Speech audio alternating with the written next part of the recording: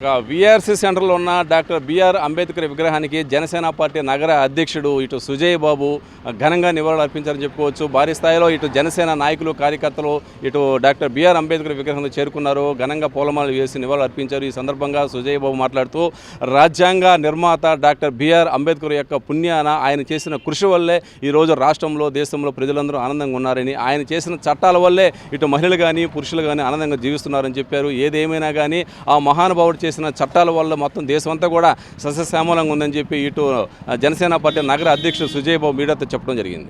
ఈరోజు రాజ్యాంగ నిర్మాత అంటరాని తరాన్ని రూపుమాపాలని, అదేవిధంగా విద్యని ప్రతి ఒక్కరూ అభ్యసించాలని ఒక దృఢ సంకల్పంతో భారతదేశ కేంద్ర న్యాయశాఖ మంత్రిగా ఆయన రాజ్యాంగాన్ని నిర్మించి ఆ రాజ్యాంగాన్ని ఇంప్లిమెంట్ చేయించిన మహనీయుడు డాక్టర్ భీమ్రావ్ రామ్జీ అంబేద్కర్, డాక్టర్ బిఆర్ అంబేద్కర్గా ప్రసిద్ధిగాంచిన ఈ మహనీయుడికి ఈరోజు నెల్లూరు నగర జనసేన పార్టీ తరఫున, అదేవిధంగా పార్టీ ఉప ముఖ్యమంత్రి వర్యులు, అదేవిధంగా జనసేన పార్టీ అధ్యక్షుడు శ్రీ పవన్ కళ్యాణ్ గారి తరఫున అందరి తరఫున ఆ మహనీయుడికి జయంతి సందర్భంగా శుభాకాంక్షలు తెలియజేస్తున్నాం.